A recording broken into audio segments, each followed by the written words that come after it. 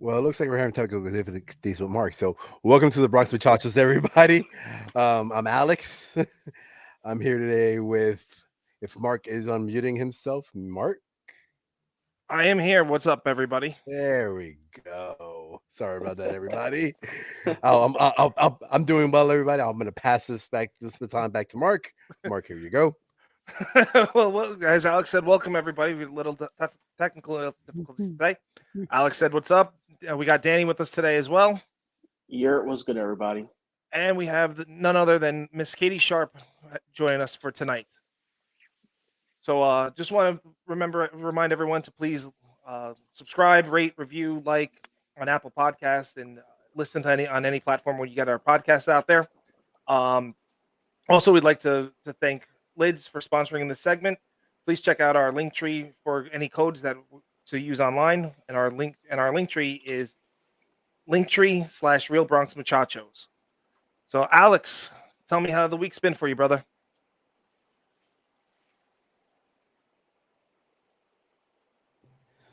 My bad, everybody. I got this hat right here from Lids. So, yeah, see.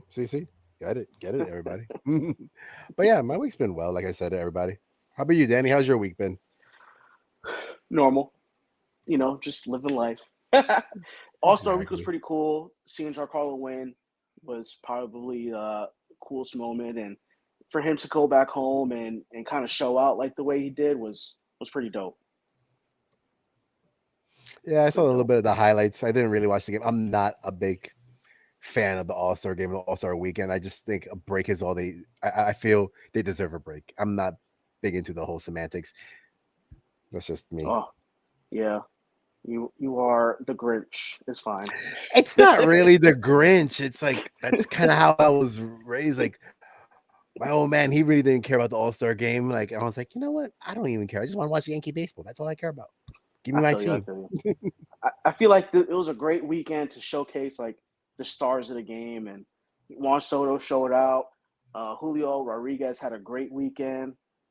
He had like 83 homers in the first two rounds. Oh, in the entire Derby, it was kind of crazy, but it was fun overall to watch. All right. So this week we got if you are a part of Yankees Twitter and you follow stats and you want to learn more about baseball, you want to learn about something in depth about the Yankees, we have like probably the best person on Twitter to follow, Katie Sharp. She's joining us this week, so we're really excited to have her. Welcome aboard, Katie. Thanks, guys. I'm really excited to be here. This is awesome. We're happy to have you. We're happy to have you. Like, so I mean, when I reached out, it was kind of like on a whim. I was like, hey, you know what? I love Katie's stuff. I like your stuff all the time, and appreciate the follow back on Twitter. But you just you just put out such great information that I think most Yankee fans really need to know. So what's your process like when you're on Twitter and when you're just putting the information out there? Well, I mean, it's basically I'm watching the games, obviously, and I'm just trying to think of really interesting things to point out that are happening in the games and to give some sort of context to them, you know. So like when you see somebody hit, like 3 home runs in a game, what does that mean? Or you see Garrett Cole throw like 3 100-mile-per-hour pitches in a row or something, or strike out a guy with this like nasty slider that's 5 inches off the plate, something like that. Just to be able to put what's happening in the game into context so people can kind of better understand, is this good? Is this bad? Is this rare? Does this happen all the time? Um, Something like that. And I'm getting a lot of questions too. I've got a pretty big following, and people kind of just want to learn more about the game and learn what it means. Like, are the Yankees really that bad with the bases loaded? No. Okay. It's a lot of it is kind of reaffirm, trying to put things into when people see something, they naturally react. Oh, the Yankees suck with the bases loaded. They're the worst because they always make outs because they just made it out. But it's Right. not really true. So you gotta inform people. You gotta make people smarter. And kind of that's my idea of what I'm trying to do when I'm watching a game and I'm responding to But questions on Twitter or whatnot. but I like fighting the people who are dumb on Twitter. That's the whole fun. It Don't is. take I that try away not to. from me. I could be so mean. I try not to be. But yeah, I try not to troll. So that's one of my goals during the game is to not troll. But sometimes, I get a lot of Mets fans on my timeline, and I Oh, get a lot of gosh. Red Sox and Astros fans on the timeline. So it's hard not to troll those guys. But You kind of have to, Katie. Like, there's no, there should be a contract for all Yankee fans I- to sign. We must troll Mets, Red we're Sox, allowed and to. Astros fans. It's Yeah, we're okay. allowed to. Yeah, it's okay. All right, cool. All right, I got You that. get a pass. It's not just you not just have to, but it's highly encouraged. Okay. All right, I got that pass from you guys. Then I'm good. It's fun to troll those guys for sure. And as Yankee fans, we're just super passionate, and sometimes the passion is not coherent, Mhm. and we just like you said, Gallo struck out. Well, I mean, that may be an exception. Exactly. He is going to you strike out, but went right for the juggler there. I know he was the first guy that came to my mind. Surprisingly, right? No, I think it Striking is. out. I think it's really fun because the Yankees fan base is so passionate, and it's really unlike any other fan base. I mean, I know we say that because we're Yankee fans, but it truly is. I've had other fans of other teams on Twitter ask me, "Hey, can you do Brave stats? Can we have like our own Katie Sharp for the Orioles or something like that?" So I think that just the nature of the Yankees fan base, the fact that it has been such a long time since they've won a World Series, and for most people, that is the only thing that matters. I think that just intensifies everything, and I don't think that I certainly would not have the following that I had if I did stats for a team like the Pirates, or if I was a huge Pirates fan and I did the same thing for the Pirates, I'd have probably 1/20th of the followers, and I wouldn't be motivated to do it. So I'll give it to you there because all I know from the Pirates is Roberto Clemente and Bonds. Oh gosh. yeah, Going back that far. That's all I know.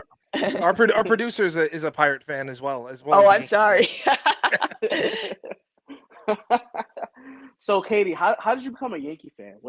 How did where did that passion come from? It came from my dad. He was a big Yankees fan. He grew up in New York. He grew up actually on Long Island. But he grew up before the Mets were there. So he was just a diehard Yankees fan from his first, from when he started. And I really didn't have a choice. I didn't know anything else. I grew up in Connecticut. So it was kind of either you were a Yankees or a Red Sox fan. And most of my friends were Red Sox fans, unfortunately. But yeah, I was a Yankees fan just from the first day I came out of the womb, I guess. You made the right decision there. That's for sure. Yeah, I have to Thankfully, thank your my dad. dad, though. I have to thank my dad Exactly. Yep. for giving it to me. For sure. So, some of the players that we love as Yankee fans was actually traded this offseason. Gio Gonzalez. I'm Gio Gonzalez. Wow.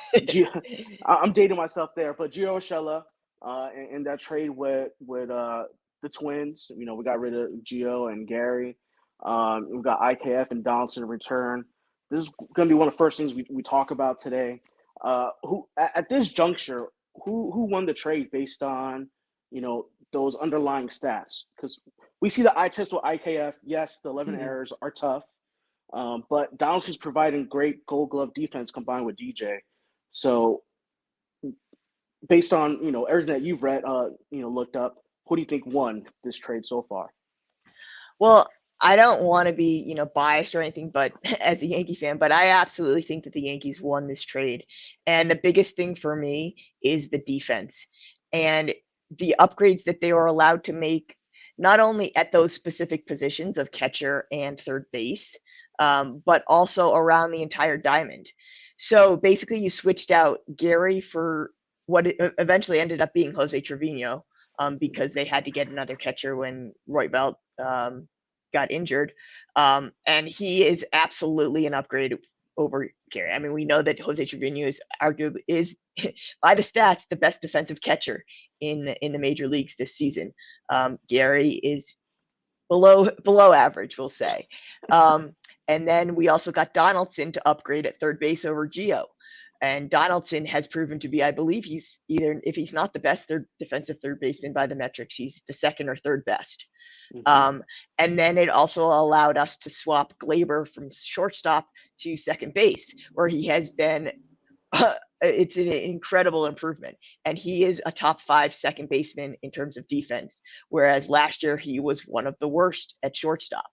And while IKF does have a ton of errors, and you can knock his ability to make those routine plays, he does grade out as slightly above average in terms of defense, and maybe a little bit below. It depends on what metric you're using, but he is a huge upgrade over Glaber at shortstop last year.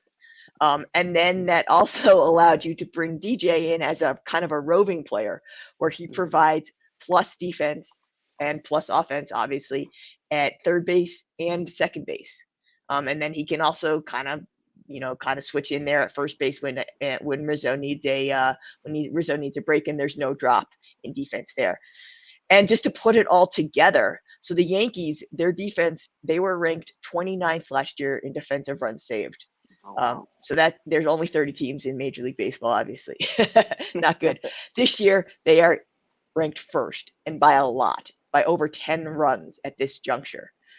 So they are first in defensive runs saved this year. So just looking at the defense, you have to consider this a win for the Yankees. The offense is probably a wash, just because Josh Donaldson has underperformed a little bit. Both Gary and Gio, I looked at their offensive stats. They're performing at about a league average OPS rate. And Trevino, as good as his bat is, it's still just slightly above league average. So I would say offensively, it's probably a wash, but defensively, the Yankees absolutely won this trade. Yeah, and pitching and defense wins baseball games. We see it throughout time. The teams that catch the ball and make the routine plays win in October. And part of that's the starting pitching, and the pitching has been great this first half. It's been absolutely amazing. We had a little hiccup with Taillon. I mean, I say this before his last start against the Red Sox, right? But he shoved against the Red Sox, which is what we expected from Taillon. But he had a little bump there for about 7 starts. What are some things that were kind of not going his way during that tough stretch for Taillon? Yeah, so I looked at his numbers a little bit, and for me, it really was the good news. I'll start off with the good news is that his walk rates and his strikeout rates were pretty much the same from his first. The way I broke it down was his last 5 games. I included that Red Sox start just because it kind of like fit with the narrative, and and then compared to his first 13 games. So his walk and his strikeout rates are the same, which is very good. The biggest difference was his home run rate. And so he's allowed 8 home runs in his last 5 games, and he gave up just 6 in his first 13. And kind of related to that is just his ability to limit hard contact. So on StatCast, there's a couple metrics you can use. Hard hit rate, which is the percentage of balls in play that are over 95 miles per hour. And then there's a thing called a barrel rate, which is the percentage of balls that are classified as barrels. So if you imagine, you know what a barrel is. It's like basically the best contact you can make as a hitter. It mostly produces extra base hits and home runs, very hard long drives, things like that. So his hard hit rate in his first 13 games was just 34%, which is well below league average. And in his last 5 games, it's been 41%. So a significant increase. It's just a significant increase in that hard contact. And his barrel rate, which I talked about, it's more than doubled in his last 5 games compared to his first 13 games. So it's really that ability to limit the hard contact. And I didn't really dig into any of the pitch types or any of the specific pitches that he was using, just because it's such a small sample. It's really hard to do that.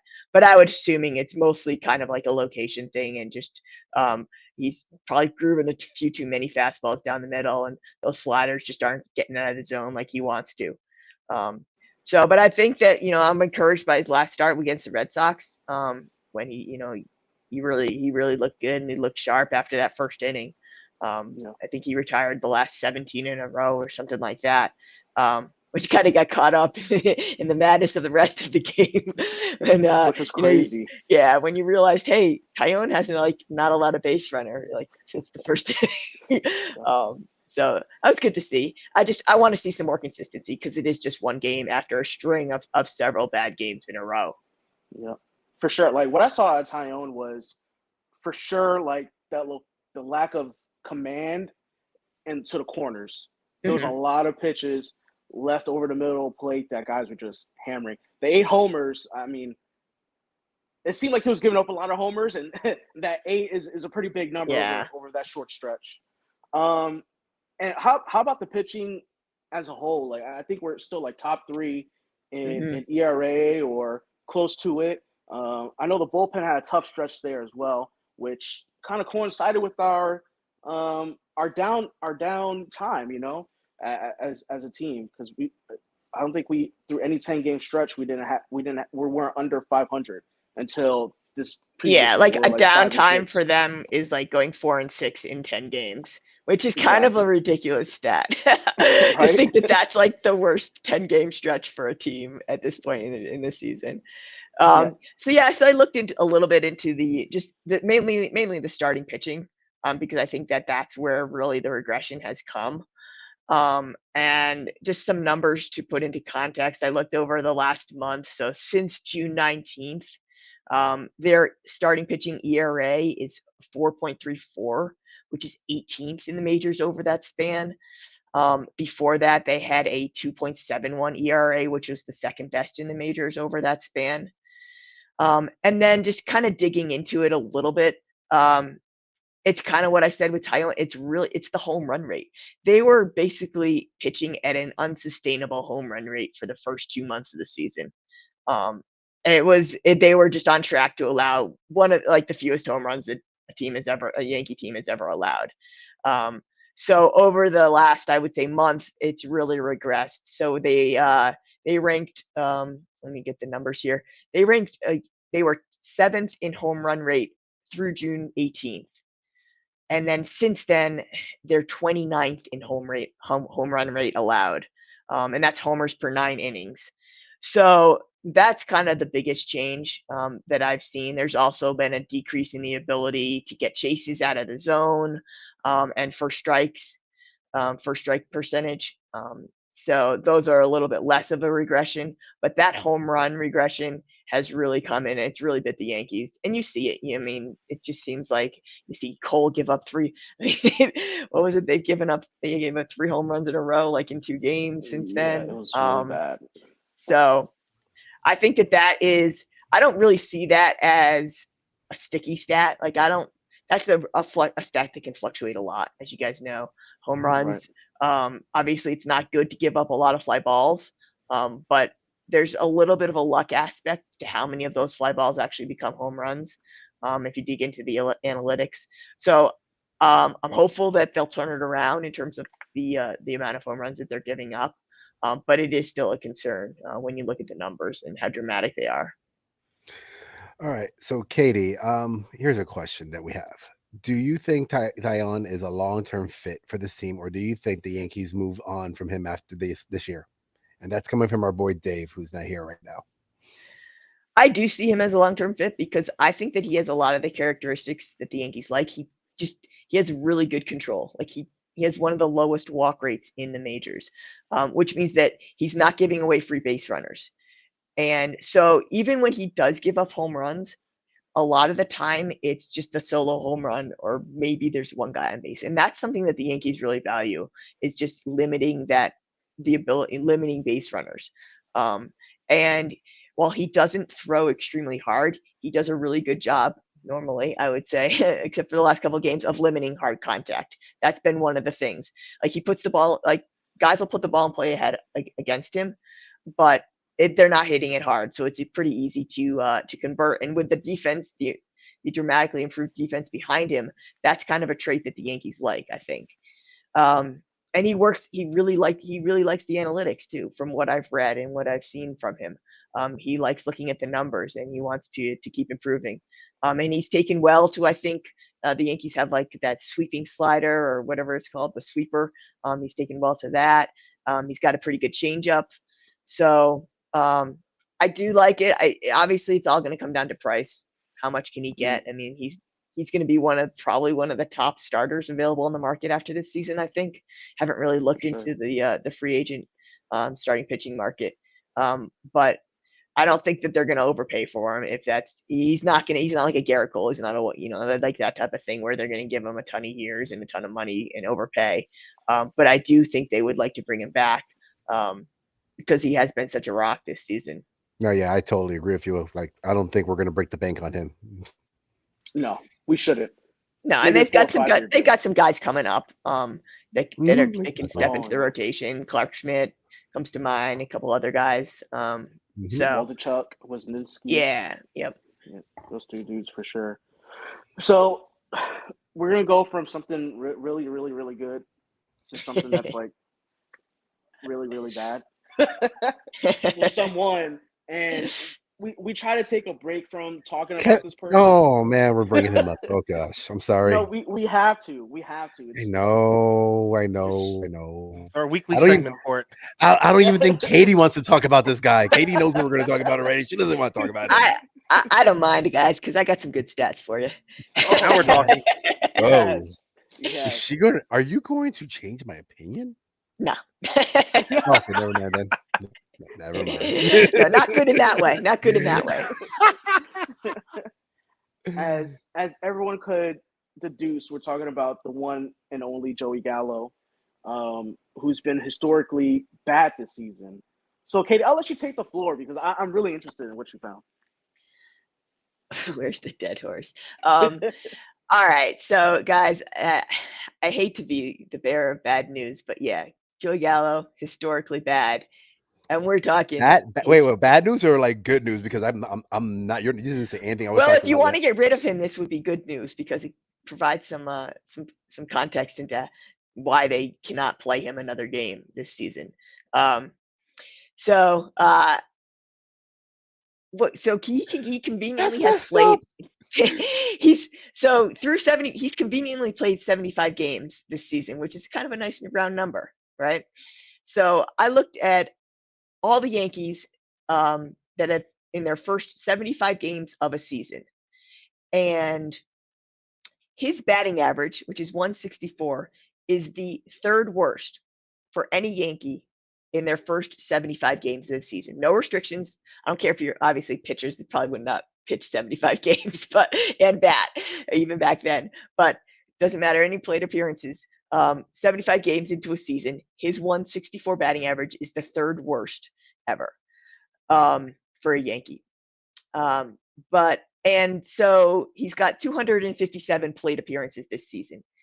So if he basically didn't play again for the Yankees, he would have the worst batting average for any Yankee in a single season with that many plate appearances, 257. So obviously that can change. He can play more.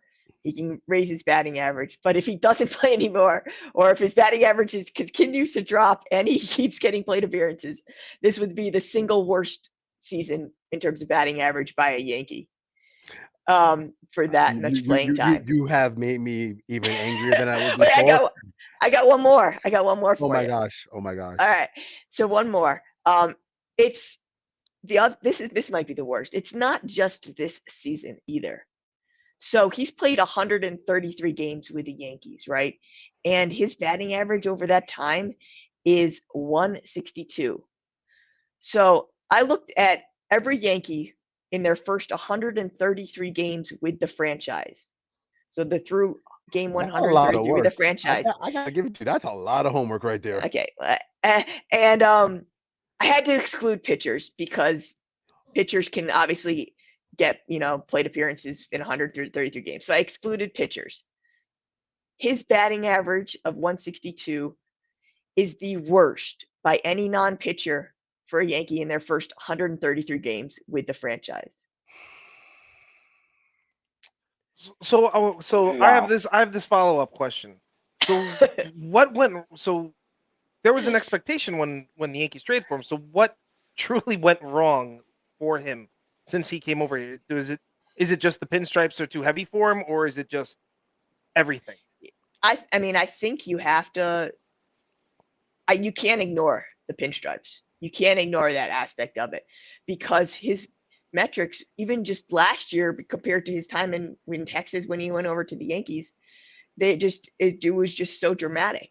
There was no expectations. I mean, you knew he was not going to have a 300 batting average. That's just not who he is. But you expected a little bit better than 162. You expected him to get more walks. I mean, he has a sub 300 OBP. And that was never his game. I mean, he had never had that when he was in Texas. And his slugging, even though I think he's hit maybe 11 home runs, but he has like 4 doubles. And so his slugging is under 400 this season. And that's never been a trait. That's never been something that he's been known for. He's always at least had a kind of a solid slugging percentage and a solid OBP, which brought his value up. Obviously, despite the low batting average. So I don't know. I mean, looking at the numbers, it's clearly just it's a swing and miss thing. He's swing and miss.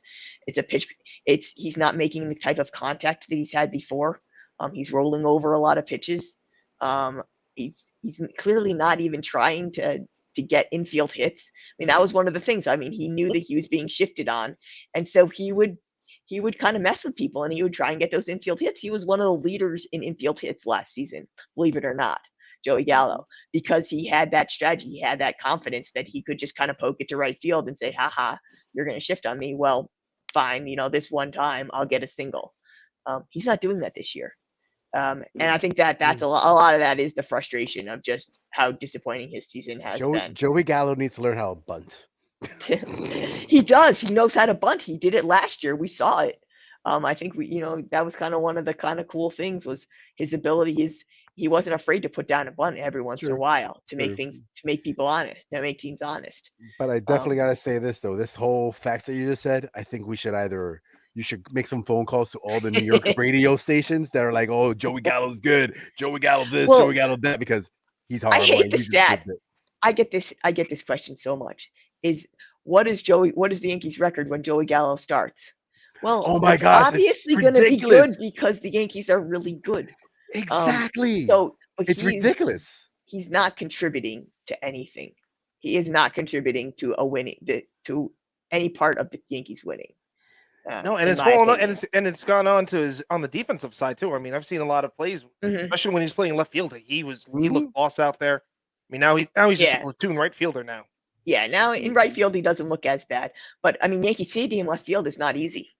It's not easy to play there, right? I mean, that's why they put Brett Gardner there, right? Yeah. I mean, like let's be real. We've been hearing the stories since we were young about how everybody that ever played left field always been a revolving door because and so it's not easy. I think that that certainly weighed on him as well when his defense started to suffer this year. When they put him in left field, I think that it's you can't say that didn't carry over to his at bats because it absolutely did. Exactly, because look, it happened last year also with Glaber. When Glaber got moved over to short, it looked at his batting. Yep. I feel like for Joey, it started in the Red Sox team, the very first series of the year, where he misplayed that ball in left field. Yep, and that's right. But you can't. On here? But Danny, you can't put it there because you got to also put it realistically into even last year, because even last year he was going through that streak, and it just continued from last year into this year. It's like the off season, he did not decide to try to fix anything up with his mentality. I mean, his mentality legitimately got worse. Yeah, he looks lost at the plate right now. I mean, he just looks like he doesn't know what to do, which is too bad because he was such a good he was legitimately a good player before he came to the Yankees. I mean, that's why they got him at the deadline. They didn't expect this, I don't think. Here's a question from Dave. He asked, why does he not button against the shift with a huge hole on the third base side? That's the big question. You don't know. We don't know because he did it last year. He showed that he could do it last year. Yep. And I think this year he's just put so much pressure on himself to put the ball over the fence because that's the only thing he can do at this point is to hit a home run. Yeah. and it doesn't 100%. happen often at all. Right, and that can't be your one. That can't be your one trait. I mean, let's be real. We all know the one pitch to him that he knows he's going to strike out on. Yep. High fastball. High fastballs. That's it. Yep. He has like a 79 OPS, and that's like terrible. Yeah, I mean that's worse than. I mean, he's basically worse than IKF. Yes. I have my, I don't want to go on that rant, but yeah, and they're basically the opposite, the opposite types of production, whereas they're basically giving the Yankees the same thing on offense, just in different ways. You know what? And people love batting average still, which I'm not. Yeah, I'm not a big fan of batting average and I that's why I was hesitant to bring it up as kind of a stat, but like batting for average. the fact that but the fact that he's really not providing other value I mean, he's walking some and he's hitting home runs, but when your batting average is that bad, it is a problem. So Katie, let's be real. Do you laugh as well whenever he hits a home run, and then all of Yankee Twitter is like, "Oh my gosh, Gallo's the best"? Do you just look at your phone and you're like, "What am I looking at?" I just shake my head and roll my eyes.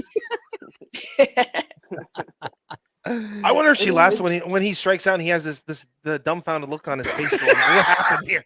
I just smirk. That's actually a smile. That's a. That type of He's thing. got his hair all the way up to the ceiling almost, and he's just like, "Why am I keep striking out? Like, bro, you haven't adjusted to anything in 2 years." You don't. Oh, and then we get that like deer in headlight look in the dugout with his helmet off, looking at him with that like soup ball haircut almost. I'm like, bro, there's nothing about you doing good. But can we move on from this dead horse? I was about to say, let's go to someone that's actually providing us some joy, a lot of joy, lots of joy, and no one saw this coming. Not like you could bet $1 million that no one in the entire universe thought that Matt Carpenter was going to come in and provide the offense that he has. Let's put a smile on all our faces and let's talk about the great, legendary Matt Carpenter. Luigi. Well, he is a Yankee legend at this point. I think they've started to make his bust in Monument Park. So, but no, seriously. I first want to start out by saying that Ken Rosenthal wrote a tremendous article in The Athletic, which was published in February, actually, which detailed the changes that he made this offseason to his swing. So if you guys have subscriptions to The Athletic, I highly suggest you read it. If not, get a trial subscription or sign up for one. It's like a couple bucks a month. It's a great deal. But it really went into details about how he remade his swing in the offseason with the help of, I believe it was Joey Votto and Matt Holliday and some of those, a couple hitting instructors. And the biggest thing, just reading that article that he remade, because as we know, I mean, he was one of the worst players from 2020 to 2021. He had one of the lowest OPSs in the league, in the majors, for the amount of at-bats that he got over those 2 seasons. He basically fell off a cliff. We know he was like a 3-time All-Star. He was always one of the most consistent players, kind of above average bat for several seasons before that. And he just basically fell off a cliff. And what it was is that he was really not being efficient with his lower half and his bats and his swing path. So he was, I guess what they tried to do is they tried to make his swing path a little bit more efficient and to be more efficient with his lower half so that he was able to recognize pitches better and to really get that, moving from the backside to the front side, and to really get that power. And it has been tremendous. If you kind of look at the numbers, so, and you see it in the numbers too. He's got a career high in launch angle, so a lot more loft with his bat, and that you can see that in his swing. It's so pretty. I love it. I love watching his swing. And he's basically he's got a let me just look a bit more. Yep, he's got the best contact that he's ever produced in his career. So a career high in barrel rate, which I talked about before, and in hard contact, hard hit rate. So those are, he's running career best numbers for those as well. And he's pulling the ball more than he ever has. And that's really helped him, especially, I mean, he's got the short porch in left field, but most of his homers are no doubters. I mean, he's got a few couple of the porch jobs, but you see it in a lot of those, a lot of the home runs are no doubters. And so it's really been a great transformation. He really, the thing is, it hasn't been like on the pitch recognition side, or like the walks and the strikeouts are kind of the same that he's always been. He's always had really strong strikeout and low strikeout and high walk rates. So that really wasn't a problem for him earlier, last year, the last couple of years. It was really just that swing path and using his lower half to really generate that power that he just wasn't getting that in 2020 and 2021. And all it takes is, working with a couple guys, looking at video and doing some drills to get that feeling back and to get that that ability to have that sweet lefty swing. He's essentially become Barry Bonds for us. Well, if you look at the numbers, I don't think he's going to be able to sustain what he's doing. He's like slugging like 900. And he's still running like a 400 OBP. It's actually ridiculous because it's like he comes over. Okay, yes, he wasn't re-signed by the Cardinals and everything like that, but it's like he's basically coming from St. Louis over here. And it's like, okay, well, now I'm in a place that I'm gonna have to actually work this porch instead of over there in St. Louis, where that ballpark is just huge. When you look at it. Yeah, I mean, he performed well in AAA. So I think he had that gave him the confidence because one of the things in the article was that they talked about was he made all these changes in the offseason, and this was in February when this article was published, but he was still uncertain whether it was going to be able to translate into when you're seeing major league pitching, right? Because when you're working in the offseason, you got maybe you're looking at college players, you're probably mostly in a cage. You've got whatever, but was it going to be able to translate at the major league level or even the minor league level? And it absolutely has. And that's not as surprising to me because he did have such a strong track record before. So he knew that he was a good hitter, right? He had that confidence. He could go back to that well and to dig deep and to say, I know I can do this. I just need to change a couple things. So I'm not as surprised that it translated, but I think the transformation, being able to recognize that you suck, right? That you suck and you need to make changes is tremendous at the age of 37 or 30. I don't know, is it 36, 37, whatever. 36. Yeah, something like that. 36 years old. I think that it's a great story. Oh man, it's the mustache. It's the mustache, everybody. But here, it's kind of funny. There's a funny part to this. So the Yankees have Matt Carpenter, who was released by Texas, Joey Gallo from Texas, IKF originally from Texas, Trevino from Texas.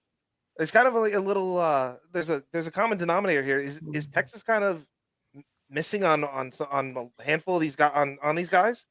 I mean, you can't rule it out.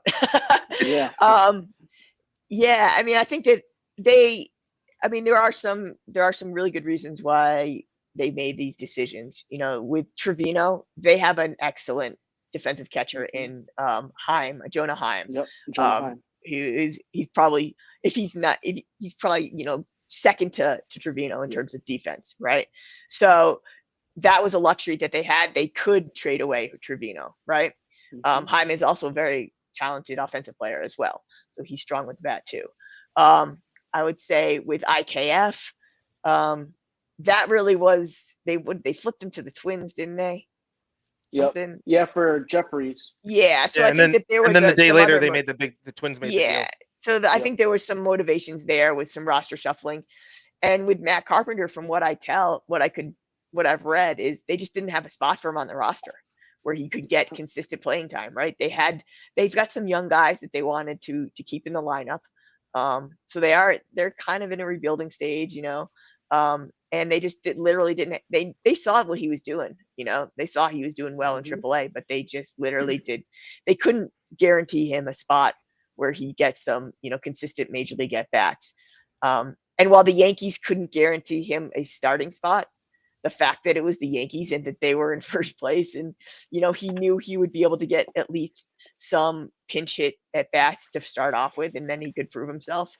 I think that it was a no-brainer for him to obviously to sign with the Yankees, but that's kind of, I would say, would be why Texas allowed him, and that they literally were like, okay, we're releasing you, like, go do your thing. And in that Ken Rosenthal article, he talks about how the Yankees assistant GM kept tabs on Carpenter, and how that was the main reason why he felt like, oh, these guys want to take a chance on me. I'll see what happens. So, and when you're a big league pro and putting on pinstripes, I mean, the Cardinals are like, when you think about iconic franchises, Yankees, Dodgers, Cardinals, I dare to say the Red Sox, like those teams. You should have said the Giants before the Red Sox, bro. Like, come on. And anybody before the Red Sox, right? No, but in reality, if you're just like a casual fan, like if no one knew anything about baseball, they know Yankees-Red Sox rivalry, right? They know about the Cardinals a little bit. They know about the Dodgers, but they're all first-class organizations, and they want more from their players. So the Yankees definitely fit that mold. And talking about the Yankees being first-class organization, we're also a first in our division, first in baseball. We're literally the best team in baseball right now. So, and that's the excuse that our dead horse people bring up. Right, and you know what?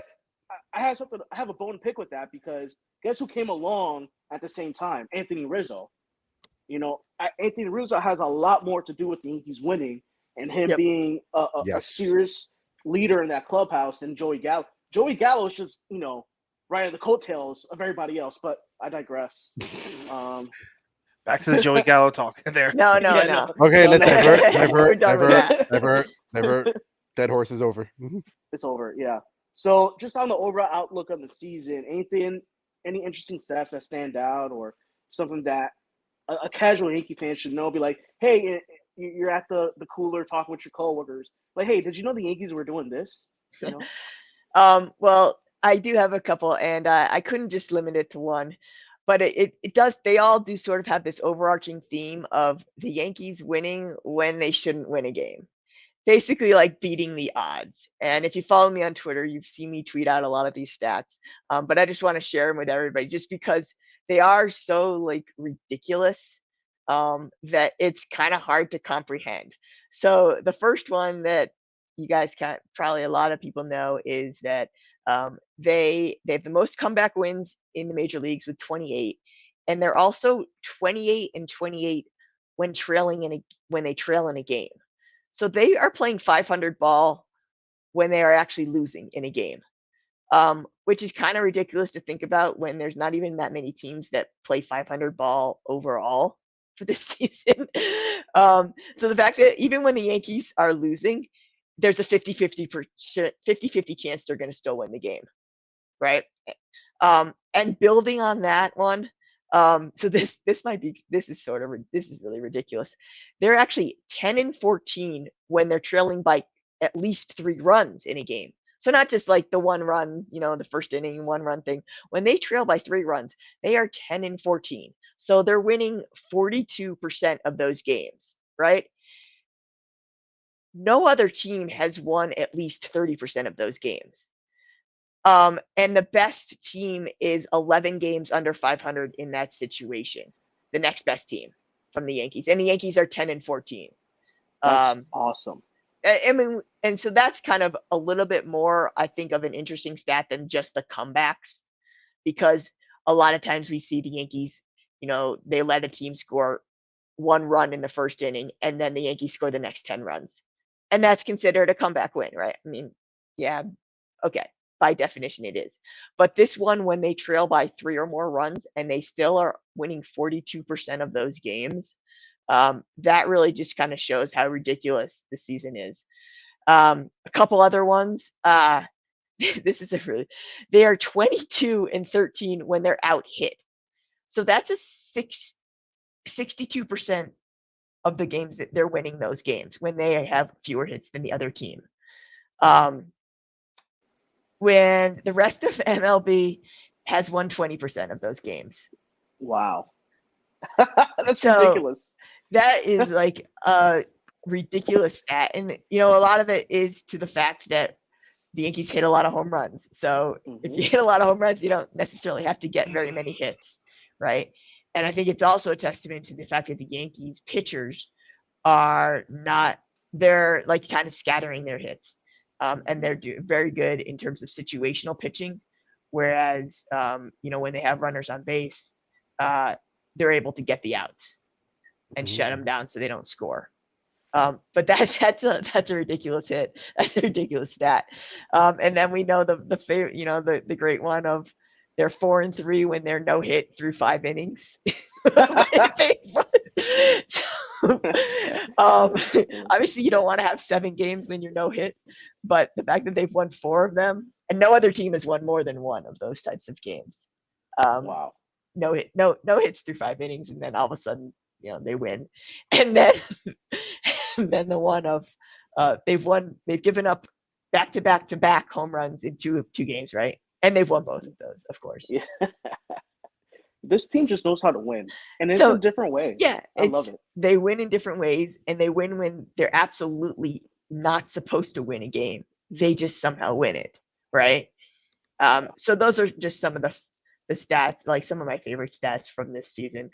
And yeah, it's pretty crazy, the fact that despite the fact they've been no hit through 5 innings, 7 games, they still have the best record in Major League Baseball by a lot, and they still have the best run differential by a lot. It's not fake wins. Like, they are winning a lot of close games. Like, they have the best. If they don't have it's like the first or second best record in 1-run games. But they also have the best record in games decided by 5 or more runs, right? So it's just they're winning in every single way possible this season. That they are. The only thing is I worry about is Houston. Like, what are your thoughts on that right there? Because in my opinion, out of everything that we've seen this first half, that's our only kryptonite. Yeah, I think the kryptonite is the Astros are very good at pitching. I have a very good pitching staff, top to bottom. And that's where I see the Yankees. I mean, I think they hit under 100, or they hit like 100 in those couple games that they've played so far this season. And to me, they definitely represent the biggest threat. They sort of have the same type of lineup as the Yankees, where they do have a few holes. We know the Yankees have a couple holes in their lineup at the bottom of the lineup with Gallo and IKF, and I hate to say it, but Trevino is not really providing much offensive value at this point. Or even Higgy when Higgy gets in there. Yeah, obviously Higgy. Hey, for Trevino, at least he does the walk-offs, okay? Right. At least he knows how to end the game. So the Astros lineup is constructed very similar. They have a very strong 1-4, 1-5. And at this point, their pitching has just been better than the Yankees in their head-to-head matchups, and I think that's what it comes down to. So yeah, they built themselves a nice cushion. I believe they're up 4 or 4.5 games for the best record. It also helps that they're in the worst division. Let's be real. They're one of the worst divisions. They have a very easy schedule. I mean, we know the Yankees, we know the AL East. This is only the 3rd time ever that a division has had all of its teams at 500 or above at the All-Star break, right? Wow.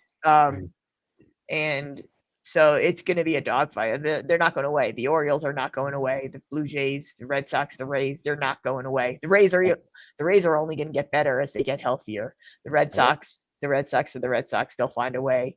And the Orioles, I don't think they're going to sell. I don't think that they're going to sell the farm because they know that they're on the rise. I really believe that this is going to be the season we have most of our division in the playoffs. Yeah, it's gonna be really hard because they're just gonna beat up on each other, right? So I don't know if they can get more than 3.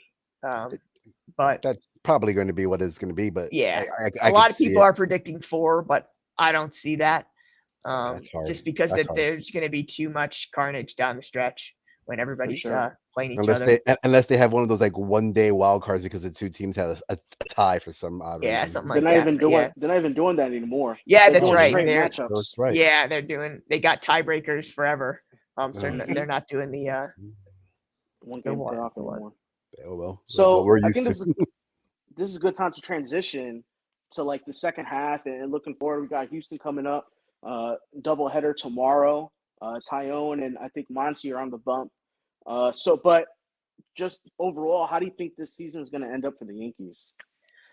I mean, well, it's hard not to predict that they'll win the division. With this type of lead that they have, it's 13 games. I believe it's the biggest division lead for an AL in the AL East at the All-Star break since divisions were formed. And back in 1969. So I'd see it'd be extremely disappointing if they didn't win the division. So I see them. We don't want to think about that, but I could. Yeah. So I see them winning the division. I think it's going to be really tough though to get that best record in the AL. Of how strong the AL East is this year, and the fact that they're going to be playing, more games against the AL East in the second half of the season. And it's hard. And it will be hard to sustain their win pace just because they know that they have the division in hand. And they're going to have to rest. I mean, we know that Cortez and Severino are probably going to be on some, innings limit. We know Severino's going to be out for a little bit. Cortez is going to probably be on an innings limit. They're going to have to bring up Schmidt and Wisniewski and Waldachuk to make some spot starts. And so I think maybe if they get to 110 wins, that would be a little surprising to me. I don't think it's unattainable, but just the fact of how strong the AL East is and the fact that they are probably going to start to rest some people down the stretch because they know that the only thing that matters is October. Like the Yankees, they know that at this point. I mean, we all know that, but we also know that in October the balls don't fly out of that stadium like they do in the summer. So it's going to be and they know that. And they know that they're probably going to be facing the Astros, and they want home field advantage. They want to play as many games as possible at Yankee Stadium, in the ALCS, and even the division series or whatever. So I think it's going to be a tough. It's not going to be as easy a second half as it was the first half. I can predict that. And we've already seen the regression, which was inevitable. You weren't going to play. It's impossible to sustain a 120 game win pace, which is what they were on for like the first 50 games, right? Right. It's ridiculous. I definitely think we are all hoping we don't have a fallout like Boston did, and like whenever we hear from our parents talking about like the 70s, how the Boston just destroyed themselves. I don't think that that will happen just because they've learned how to win already this season. They've learned to win in so many different ways this season. They've shown they can. That I don't see a complete collapse like that. We just got to all pray and knock on wood for that one. Yeah. A person that would help out in the second half is a guy like Juan Soto. So what type of package would help out, would even bring us a guy like Juan Soto? Oh, geez. I don't know if the Yankees have it. But, I mean, you got to start off. I think you just give them – you say, okay, we're going to keep one shortstop. You can't have both of them. Right. 100%. Right. But that's basically the only thing that you say you can't have. Honestly, I think it's going to take Volpe. It's going to take Dominguez, Jason Dominguez, Anthony Volpe. You're going to have to give up Ken Waldachuk. You're going to have to give up, I think you're going to have to give up Hayden Wesniewski, their other top pitching prospect. You might even have to throw in there Everson Pereira, who's one of their top outfield prospects. I honestly think they're going to have to throw in Glaber because some of the most recent reports are that they want some major league ready talent, and obviously he's major league ready. He's in the major leagues for several years. And then we're going to have to take on the Patrick Corbin. Yeah, and you're going to have to take on Corbin's contract. So you might even have to throw in a Luis Medina. I don't know. Oof. It depends on the package. This package sounds like something that George would have done. I think George would have Yes. done it. I just don't see the Yankees Oh no! I don't see us doing doing this at this point. it now. Maybe in the offseason. But right now, mid-season, I think that they'll be more focused on getting a starting pitcher, honestly. Mhm. Luis Castillo, Yes, Let's do it. yes, that's what we Yeah. want. my family named That's- brethren. That start he had against us at the stadium was just Yeah, I mean, amazing. I think he I showed. Mark and I- Yes, that start did eye open me. Also, I was like, whoa, I want him here. Mark and I have been talking about him since 2018. Yeah. Getting him onto this team because he's just been Mhm. so nasty for so long. I Mhm. mean, I think last year he had like 17 losses, but I think that was an aberration, and I think that was more to do with Cincinnati being terrible. Exactly. Yeah. Yeah. Yeah, but if you look at all his other metrics, were all right there. Yeah. And even this year, he started off on the injured list, but I think he was injured a little bit last year. But I mean, when you got a 99-mile-an-hour four-seamer to pair with an 89-mile-an-hour changeup, and his changeup His is that changeup good, that's the best changeup. and he's got the two-seamer that runs and the slider that runs as well. I mean, it all just comes together for him real well. I mean, he could obviously be, Cole being the ace, and he's like the ace light, and then Sevy coming in as the Mhm. between Castillo and Sevy, that you have a 1A and 2 1Bs behind Cole. I mean, then you fill out the rest of your rotation with Monty and Tyone, or Monty and Nestor, which depending on how how Tyone's doing at that point. For sure. Well, Kate, this is a lot of fun. I is had so a ton much of fun fun. too, guys. So tell the people where they could find you. Well, you can find me Twitter. That's where I'm at. Almost every Yankees game I'm there. My handle is letters KT Sharp. So K and then T and then Sharp. And I got a nice picture of Wally Pipp there as my my avatar. And yeah, just feel free to. You guys can ask me questions anytime during the game. I try to get to as many as I can. They kind of get a little busy during when when a lot of stuff is happening. But I do try and answer everything if I can. So and I love it. I love helping people out, helping people learn about stats, making them smarter, making them better baseball fans, and helping them enjoy the game better. So I appreciate it, and also I'm angry about it at the same time because I like them being stupid. No, I can't stand it. I'd rather make them smarter. So then they don't. But don't it's have to fun be arguing with the stupid people. Kate, you definitely made me a smarter Yankee fan. Oh yes, I was 100%. Well, that makes me Like- happy. Yeah, After for this sure. hour, I feel nicely educated. I feel like, man, I was in a college educated course about Yankees and about stats. Yeah, well, It any just hasn't been winnings, complicated. any winnings that you guys make at the bar or whatever, and Right. contribute, you can just donate. You can Venmo me or something. Whatever. I want a portion of that.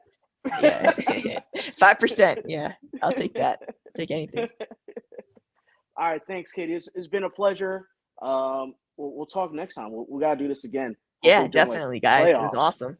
Absolutely. Yeah, Thank you for very sure. much, Katie. Thank you, All right, Katie. thanks, guys. See ya. The great Katie Sharp. Great Woo. Katie Sharp was there. That was awesome. That was awesome. I Thank hope you so much, everybody Katie, feels. again. Yeah, for sure. I hope everybody feels a little bit smarter.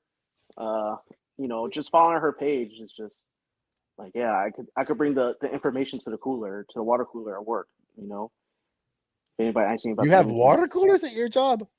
It's actually right next to my office. Actually, yeah, it's right outside of it. You should just sneak it into. You should just sneak it into your office, and then everyone gets to visit you. Exactly.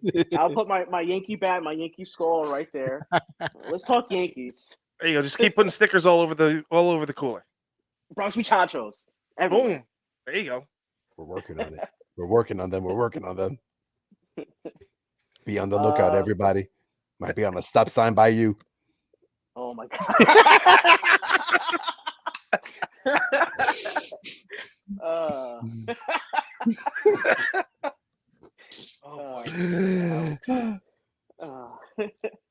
So Joey Gallo. No, God, no. No, we're not. We're done with that guy for today. No, Oh. we're done. So, Oh my gosh. I mean, Katie brought up a good point. The 110 wins being kind of like this yes. benchmark. Mhm. Where do you guys think 105, 106? I mean, I kind of want to beat the Red Sox 2018 of 108. Like, for me, just personally, winning 109 or winning 110 would be just kind of like a shove it in their face type of thing. You know? But that's just a regular season. I mean, I would like it. I really would like it, but she makes up a really great point. Like, our second half is a lot tougher, and traditionally, the hotter it gets out there, the bats start cooling down a little bit. Like, let's just look at our pitching in general. Our pitching needed this break right now, and we'll see how the pitching does after this break when we come back from the break. But yeah, like, it's something that we are not traditionally like, oh my gosh, that fire team all the time. Like, we might hit that decline, that recession, and we might not be ready for it as Yankee fans. Well, I think you're right, but I also think that this recession, this the dog days of summer that are coming around, coincide also now with, I think, Cashman going all. Cashman has to go all in. Let's be real about Oh this. yes, 100%. So he has to. He has to. And August 2 is the deadline for the trade deadline. So I personally foresee him making the deal, making at least one deal. He's got to make 2 deals minimum. You know, Yes. he's got to pull the trigger. He's got to get Luis Castillo. I was talking earlier this week with Scott and Chris from Bronx Beer and Broadcast. Just say what's up to those guys. What up? They always give us a lot of love. They always give us a lot of love. And just a quick thing on them. We're going to probably be doing something soon with them, so everyone keep informed. And if you haven't listened to them, got to give them a listen. And we'll let you guys know when we're on, so that way you guys could tune in for that day too. Exactly. But we're all in agreement that Castillo's. Danny and I have been talking about this forever.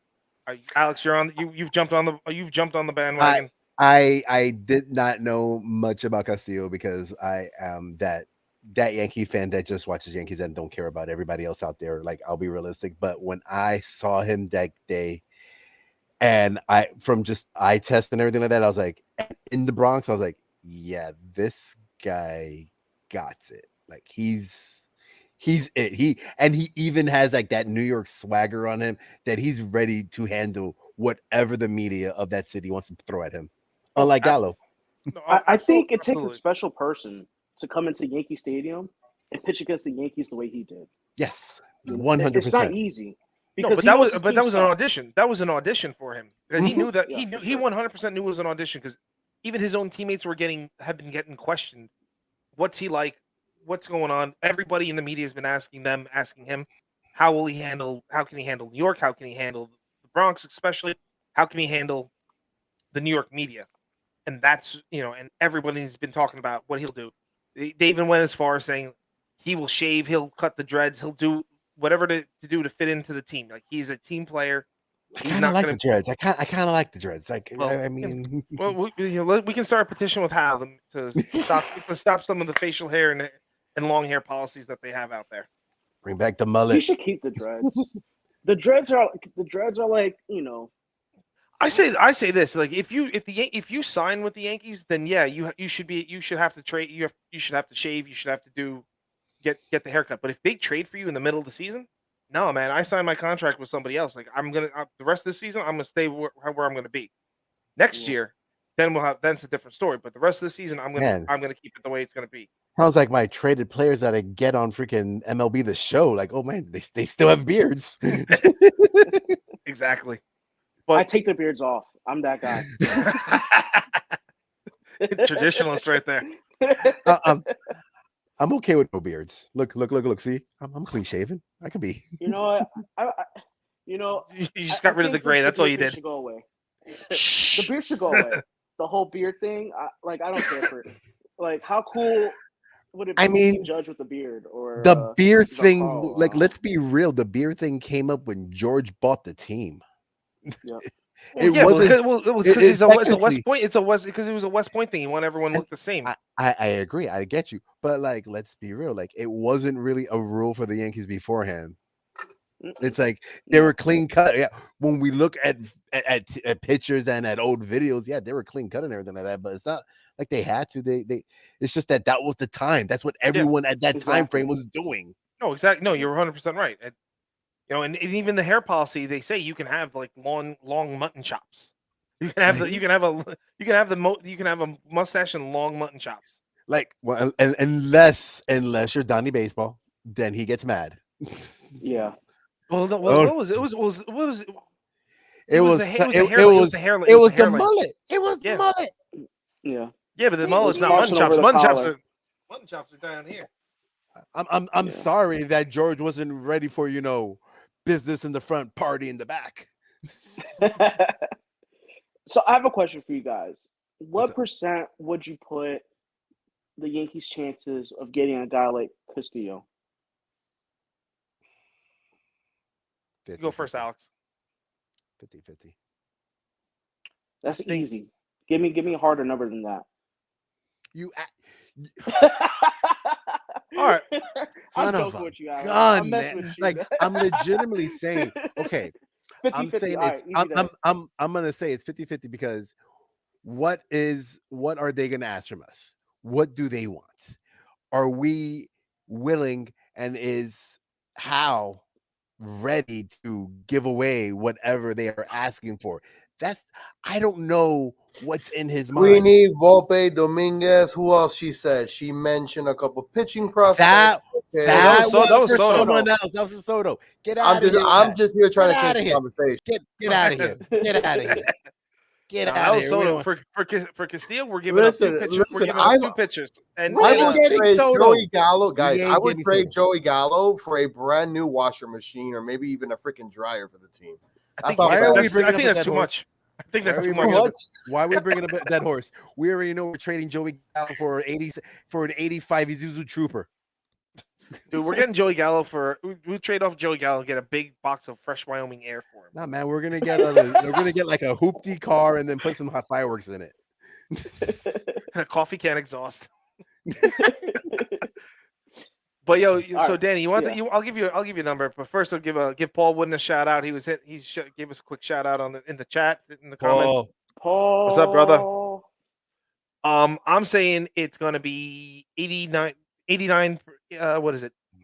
90-10 in our favor. 90-10 in our favor that we get him, because I think that I do because you have to think of it this way. They're going all in now. They have to. They understand there's a sense of urgency on the team. One, we haven't won World Series in 12 years or whatever it is like that. Number two, there's a lot of there's a lot of guys coming off the roster at the end of the season, one of which is Judge. And to really solidify Judge staying with the Yankees, a ring will do that. Put the jewelry on his finger, not just his wedding band, but now get a championship ring on there. He will be more inclined to stay and work out a deal to stay here and make sure that there is not just one championship, but there will be multiple ones. To do that investment is to get another ace pitcher to come in. And remember when the dynasty happened in the late 90s, we had like 2 number ones or 2 or 3 number ones pitching, in the rotation.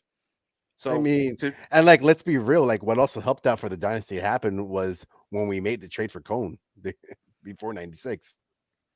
Mm-hmm. Like, that was a big help. You had the Cone trade. You had Wells. You had Pettit. I mean, those are 3 guys right there. We got Orlando El Duque that came in there. We made the trade for Clemens at some point. I mean, we had pitchers there. We had consistently had pitchers. Actually, since I brought past Danny, I got a question for you. Did you or did you not see anything of the captain?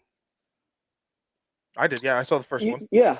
Well, then, okay, for you, because Mark, you and me, we lived it. I know, Danny, you didn't really live it. From seeing what you saw, what you thought of like his life and but the stuff going on in New York and everything that was going on in the Yankees at that time frame. What is your opinion on seeing it now? Well, 94 was a special year for the city, and the context of how the Yankees were. I understand that history, I was alive, yeah, but I was 4 years old, so I didn't That- live it the way I didn't experience it the way you guys Exactly. you experienced it. Exactly. But For me, I could understand remember. the history of it. I could remember very well because '94 was when I moved down here, so it's like Yeah. I remember a lot from that time frame. So one thing about '95 is that with the whole Griffey round in third and Yeah. all that, I always saw that as a positive highlight for Seattle and Mhm. what that propelled for them. But Mhm. seeing the documentary and seeing it from kind of like the Yankees perspective, which I never really saw it from that perspective. I saw it from a baseball fan's perspective. Seeing that, like, it hurt. Like the Yeah. way we went up 2-0 at the stadium. But you and gotta watch. then- You gotta watch the Mattingly. You watch. So Yeah, Oh my! yeah, His 100%. Yeah, at no, bats. the battling one, yeah. but you gotta watch the Mattingly Mattingly documentary first But because he was the one who turned around and said, this is what you're gonna do before I do what I'm gonna do. And Mhm. that's what and Mattingly basically as his send off to the Yankees gave them the propulsion, excuse me, to have a replacement first baseman for him, plus and to move forward. Yeah. And let's be real, Mattingly combed or groomed, I should say, Jeter in a way when he was out there in the outfield. When we find out from the episodes, like, yo, you gotta keep on moving. You like you gotta have that old school Yankee, just no walking, you run. You or at But least jog. but he did that with Bernie too, because he took Bernie Mhm. under his wings, and he basically and But he told everybody like, "Yo, everyone- we're not hazing the new kid anymore. No, This is Yeah. a wrap. This is done. We're moving forward from there." And Mm-hmm. Bernie, and that's what allowed Bernie to blossom first, and then Mhm. everybody else kind of followed suit. Jeter coming Donnie in, following. Donnie Baseball has as much to do with the dynasty as the players on the field, because he was the person that transitioned, like Mark was saying, he's the one that transitioned from the '80s, which was great and terrible at the same time. the '80s to was the a dark 90s and time learning for how to us. win. But everyone, we all say it's a dark time, and I went to games. I remember all that stuff. They had the second best winning percentage throughout the '80s. It's just that back in the '80s, you had it was AL East, AL West, NL East, NL West, and it was the Mhm. top team from each side going against each other. Remember, at one point there was, I think it was in like the late '90s. Oh, I'm sorry, not late '90s, early '90s, like '93, I think it was '92, '93. Mhm. I think it was Barry Bonds' first year with San Francisco. San Francisco Giants had 103 wins and didn't make the playoffs because Atlanta had 104. Yep. They were head and shoulders above everybody in the AL East, NL East, excuse me, and they couldn't get in, and that helped propel the next set of strike also, but propelled all those changes to make a central team and to get the Braves out of the NL West, because the Braves were in the NL West. If you don't remember that, I don't Like, that remember was- that at all. they do were not they were remember. in the NL West for the But longest then time. again- And it was the craziest thing. Well, hey, don't worry. I've seen some crazy things with this. As a football fan, you look at the Giants. Why is Dallas in the NL East and in the East? They shouldn't be in the NFC East at all. East. Yeah, they shouldn't be in the Yeah. NFC East at all. Like they should be in some South NFC Central, South. whatever. Yeah. Get out of here. But they're never going to change. Still, that's one of those divisions they're never going to ever change, though. No. But Yeah. but you can't have like a division like the NFC North where literally the furthest ones away are Detroit and Michigan and Detroit and Minnesota. I mean, everyone's within an hour flight from each other. Mm-hmm. And that's truly like the black and blue division right there, because they'll just beat up on one another. I mean, But the East we was almost like that in a way, but we are digressing. we digress there. We went to a whole nother sport. But yeah, no, I truly believe that, going back to the trade, I believe that I think that it is a multi-pronged attack to get Castillo, because that will then solidify Judge staying with the Yankees. It will propel them to go ahead and make additional moves in the offseason that they're going to have to make anyway. But it's going to then give Cole that we talked about, that Cole needs that person to push and be there, maybe not as the older mentor, but to be the guy to be right there with him, like going to Belmont in going down the last turn. You got two horses going side by side. He needs that person to kind of give him that extra push there. Castillo is doing that right now, and he comes over here and then just starts shoving. Cole's going to step his game up. Cole's going Mhm. to step his game up, and then Sevy's going to take his time, and he's going to get his innings. And guess what? Sevy will come back, and start pushing too, because now he's got a fellow Dominican to push him in that rotation. So I mean, it's a trickle down effect from there, and then the rest of the team is going to be like, oh, we don't have to always hit home runs. We can play regular baseball. We don't have to. There's not always the shoulder. The weight's not always on the offensive shoulder to have 5-10 runs a game. We can now go and we can win a 3-0 game or 3-1 game, and then and for the final point is against Houston. Now you got Cole that knows how to pitch against Houston. Sevy does, but Sevy's coming back from his injury. But now you put Castillo there in a 7-game series. You're gonna face Cole and Castillo 4 times. 4 times. That's right there is going to be that could be a wrap right there. Mark, you make me want to run through a wall here, bro. I get so excited about Luis Castillo. Oh my god. Should have been on this team 2. He should have been on this team 2 years ago. You're gonna run through a wall, and then your daughter's gonna wake up, and then your wife's gonna freaking come back from where she's at, and then she's gonna see a wall and like, what happened here? I blame Mark. It's Mark's fault. Now you got Mark having to have to pay for repairing for a wall that he had nothing to do with. I'm states away from you, man. You're all hopped up on Mountain Dew. Oh man. But I think that's trade number 1. I think that's the main trade. I think that they're still going to make another trade.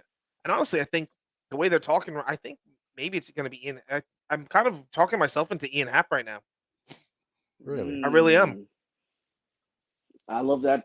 You guys already know how I feel. I know that. I'm kind of. I was reading that. I was reading that article that I sent you guys on our chat, and I know he's going to be a free agent. I think it just Yankees and Cubs have done deals together. Ian Happ would love to come over here because he's already got one of his best friends playing in New York, which is true. And then that dynamic just gets even better because Rizzo and Judge have become boys now because you can see them just always talking every single game. Now you're just going to bring Ian Happ into that mix, and then you got the two of them then taking Ian Happ and making him feel comfortable.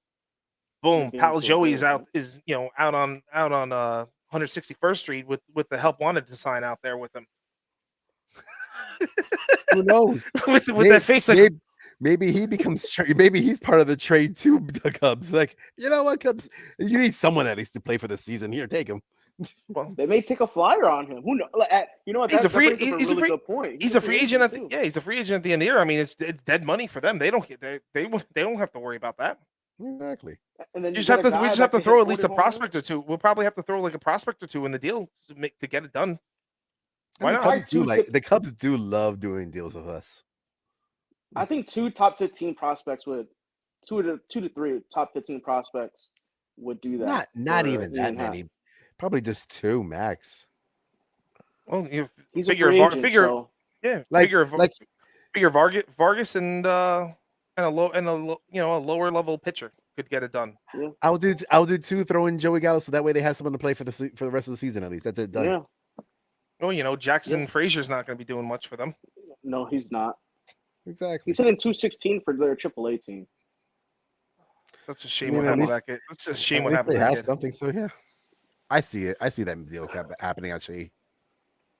So yeah, those are my two predictions. Those are the deals I think because I think it's the left-handed bat that I still think that they need. They need. I'm all for having left-handed bats on this team. I think that it's the most important thing in the world that they ran away from for the longest time, and especially now that the shift is banned next year. Yeah. That all of a sudden, I think you'll see Rizzo's average will creep up. He's not going to be a 300 hitter, but I can see him being hovering like the 250, between 245 and 262.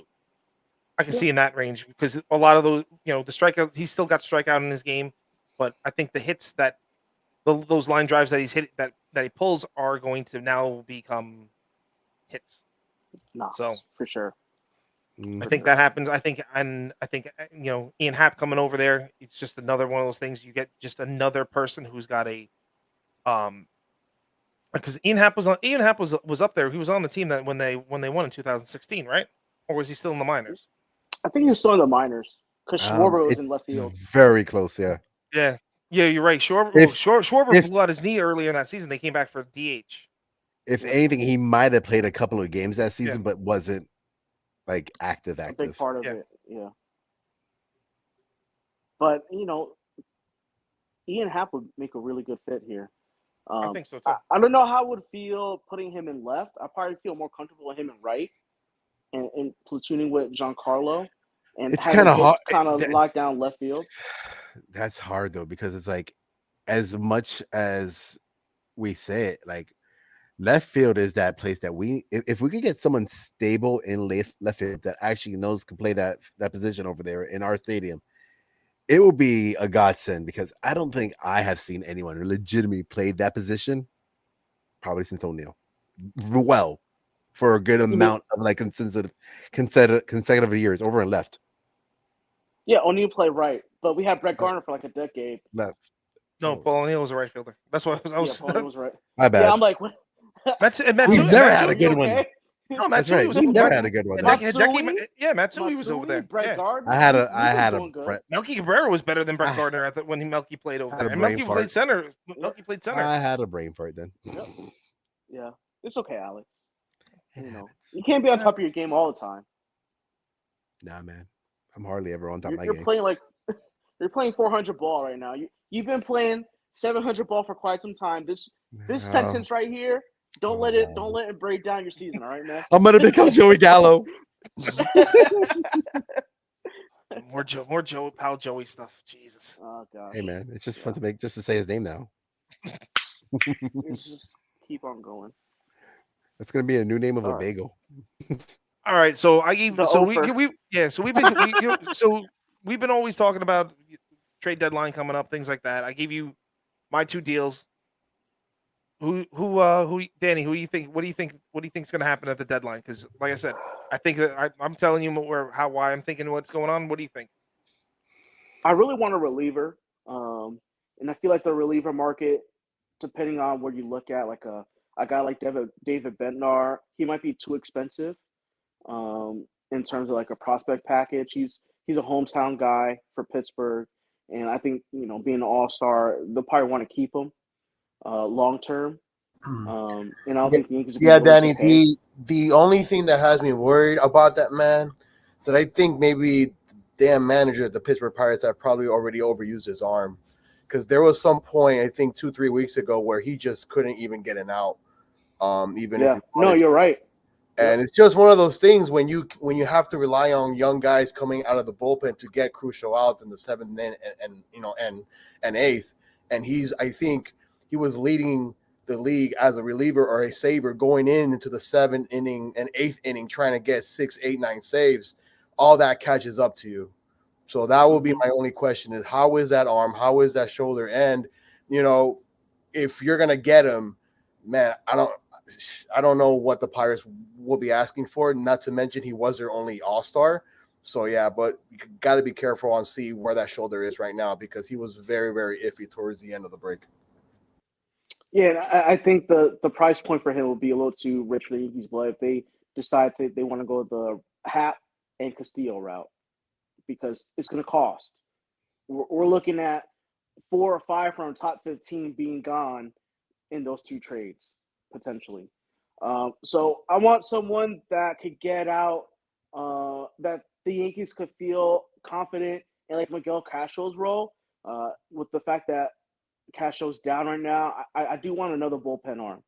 And when it comes to names, I don't have a good one for anybody right now, but I know the Yankees internal, scouts are they have to be looking at relievers that they think could translate in and be a guy in our bullpen to be a bridge to Wandy, Mike King, and Clay Holmes, because I'm phasing out Chapman. He's just going to be in low leverage spots. He's not going to be in any high leverage spots.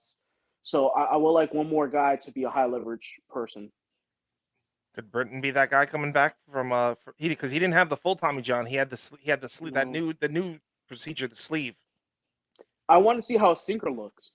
If his sinker is moving like Clay Holmes, then yeah, that sinker slider combination is deadly for Zach Britton. But that's a lot to ask, Yeah. you know, coming from an injury and being put in high stress situations. If he comes back in August and he shows some promise, and I'm not even talking about velocity with Britton. Like, he had that 97, 98, but he's not going to have that anymore. I'm talking about 94, 92 to 94, but with Drop. 16-inch vertical drop. You know, that's what I'm looking for Zach Britton. I'm just like I haven't been paying attention to the Zach Britton talks. What's the word on him coming back up? Like, how's it looking? There's a chance he's coming because he had Tommy John. He didn't have the full Tommy John surgery at the end of last year. He had what's called the sleeve, and the sleeve it kind of cuts the recovery time in half, especially for a starting pitcher. So where Tommy John is like a 12 to 18 month recovery, putting the sleeve in there because it wasn't a full tear is a 6 to 9 month recovery. So he's within the recovery. He's within that recovery time. Now he's just in the he's past the rehab. Now he's just trying to get the pitching going for it. So Okay. you know, once you know he should be reporting to. I would say he go to start him off at the at the complex league for a couple games there, just so that they he's down in Tampa so they can see him. Go to low A, keep him there for like a week, maybe 2 weeks, just so everyone can keep their eyes on him, make sure that it's okay. Then bring him up to like double A and get him against double A players, triple A at the for a couple maybe a couple the more regular and then move forward. routine. Yeah, the regular routine. Yeah, it's just I'm not gonna have any thought on Zach Britton until I start hearing that he's over in the minors and working his way up and everything like that, because I can't have an opinion on that at the moment. Like, he's not here yet. I wish he was here. Like, let's be real. I think we all do, but really can't say, oh my gosh, Zach Britton. Can't yell that out yet. I think I'm a stab myself for saying this, but I kind of miss Chad Green. And you guys know how I feel about Chad Green. Manny, make that a drop, please. Like, do something, save it, clip it, because he's never said that. He never will say that again. Manny, 1 hour 28 minutes and change, and load change. Clip that thing. So basically, like a Joey Gallo homer. Every time Joey Gallo homers, you put, I miss Chad Green. Yeah, I kind of do. Like, why not Medina at this point? Like, he's got to be he's on the 40-man roster. He's out of options at this point. Put him in the bullpen. You know what it is, Mark? They're waiting to trade him. I think so too, and he's got more value as a starting pitcher. I get that. I get all that stuff, but I mean, what else are we gonna do? We're not gonna put you're not putting Wisniewski and Waldichuk in the bullpen. Nope. One, they're not on. Both of them aren't on the 40-man, so they don't have to start that clock there. But Medina's already on there. He's in double A. They're not bumping him to triple A yet, so give him that kind of exposure if it needs to be. But that's just another thought right there. You saw Ryan Helsley throw 103 yesterday from the right side. That's Luis Medina. Yeah, he could touch 103. Oh, he can touch more. And we have that as a relief. And mind you, if he's in relief, he's going past 103 because he gets 102 with ease. Like, that just comes. The baseball gods touched his right arm and he made it a flamethrower. He can go. He can, if he is a relief pitcher and say air it out for an inning. That's 105 plus. And he's got the curve and he's got the slider. I mean, it's if he just all he's got to do is ever harness it. Yep, that's all. That's Ben Joyce. All I know is this: it's going to be a crazy 13 days with all the rumors that we hear. That's all. Oh yeah. Like, this show is airing and being recorded on the 20th, with 13 days to go. Yeah. This team could potentially look very different by the time we do our next episode. Yeah. Very different. Yeah. Mm-hmm. So it's crunch time. Do we have polls this week? I'm not sure if we had any polls. We had 2 polls this week. And for those, the polls are brought to us, everyone, by one of our new sponsors, Southwest Airlines. We all know that when it comes to booking flights, that you have a lot of options. With Southwest Rapid Rewards program gives you the ability to buy, save, and use points like never before. Whether you're traveling for work, you need to get somewhere at the last minute, someone a last minute gift, or you're saving up for that special getaway with that certain someone, taking the family on vacation, or just needing to get away. Southwest Airlines Rapid Rewards program has you covered. You know what the best part of Southwest is? Anybody you guys know? Bags fly free, my friends. Bags fly free. Visit their website by clicking on the link in our link tree and set up your own account today, or make a purchase of Rapid Rewards points today. Great read, Mark. Yeah, Good thanks. job. My old eyes can't see anymore. We have made history. So anyway, go ahead.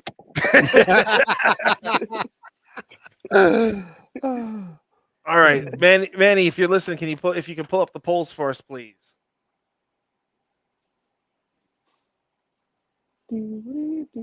Mark, Alex, what happened to that music box that you have, man? Is it not working?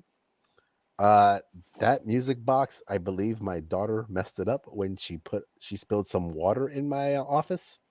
One of the reasons why I decide my laptop stays floating or away from her. Yes. That's the best way to do it. Les, I'm like, yeah, that's not happening again. Children, you gotta love them, man. It's why I'm no longer in an office. I'm in my nice, comfy sofa with my TV right in front of me. I like this. It's a lot easier. I kind of want to go to bed now, man. Jeez. You look comfortable. Hey, you're on a sofa too. Get out of here. go lay down. I just lay down in the middle of the pod. Hey, only person who's like not relaxed is Mark. This is Mark. Yeah, he's in his office. I'm in the office, man. I'm always in the office. All right. He knows exactly where to go. Exactly. All right. So poll number 1: will Giancarlo win the MVP tonight? If not, comment who. Well, 81.3% said yes. Dang, you do need glasses. Yeah, well, I don't have it blown. I don't have this thing blown up. That's why. There we go. Now it's bigger. Yeah, 81.3% said yes. Now, ladies and gentlemen, he is hitting control shift and the scroll button as well. No, I just had to make the whole thing bigger now. Oh, now I can see it with ease. Oh. I don't need. I'm not at the point where I need the reading glasses yet. 18.8 said no out of 32 votes. So yeah, wrong. You guys were dead wrong. When you hit a blast like he hit last night during the All-Star game, you're gonna win the whole thing. The story behind it, everything. Yeah, where he used to sit, the whole 9 yards, like that was it was made perfectly for that. Mm-hmm. All right, and our other poll. What were you gonna say? After the poll, I have a question. Gotcha. All right, how does everyone feel about drafting Spencer Jones? Spencer Jones, for everyone who didn't hear, he is our number 1 pick. Danny and I and Paul, we were talking about that on last pod. Mm-hmm. Spencer Jones, 6'7", corner outfielder. He's played center field. Also doing he plays some first base. Left-handed bat has been referred to as the left-handed Aaron Judge. So he has a lot of comparisons. Hits for average, not too much speed. He used to be a two-way player. So he had Tommy John surgery during his career at Vanderbilt. So he's transitioned back to the outfield. Decent arm right now, but obviously that's going to be getting stronger as he gets more removed from Tommy John. He hasn't tapped into his left-handed hitter, hasn't tapped into that full potential. I saw at one point there was someone put the stats for Aaron Judge and Spencer Jones their final years and in college, and they both look identical. Like they look identical between the home runs, the average, the slugging, the RBIs, everything. Like it's an identical thing. So, Spencer's weighs less than Judge, about the same size. So I mean, Spencer Jones can put some more muscle on that frame, but I mean, it looks like he could. There's a chance he could be a fast riser through the system as well. I mean, the Yankees had spent this past draft. They went all college players. Mhm. Between college arms, college bats, they went college the entire time. So I think they wound up they found their what their deficiency is, because I think they took another left-handed a left-handed batting shortstop in the 5th round, I believe. So they're a lot of their big picks, they're picking left-handed bats between 2020 Austin Wells, 2021 Trey Sweeney, now Spencer Jones. Like they're beginning to bring the left-handed bats through the system so they can have a group that comes through, especially now that the shift is gone. So there's not going to be a stack. Everyone's not going to be stacked on that right side of the field anymore. I think Trey Sweeney, sorry. I think Spencer Jones and Trey Sweeney are going to have similar rises through the system. Trey Sweeney's been in a high A for most of this year. Started off at low A last year, so expect Spencer Jones to have the same trajectory through our system. I would like to see Trey kind of turn it on a little bit in the second half and really force himself onto that AA roster. That's the hope for Trey, and really knock on the door of the big leagues. Because I really like Trey Sweeney, sweet left-handed bat. You're not going to get much range from him from short, but I like the idea of putting him at third. But the question I had for you guys was, who was best dressed from the Yankees during All-Star Weekend? You're asking me a question I did not see anything of. Oh yeah, that's right. I don't know. I'm not a fan of the I'm not a real fan of like the double-breasted suits, but you could go Trevino had it. Trevino was nice. I mean, I go Trevino, and then Nestor, who was decked out in gold and all types of stuff. So, and then Judge came classic with the Gucci, and I was like, yeah, that's pretty dope. and Garrett Cole was he was kind of simple, but his wife put it together on there too. His wife, yeah. Did you see Justin Upton?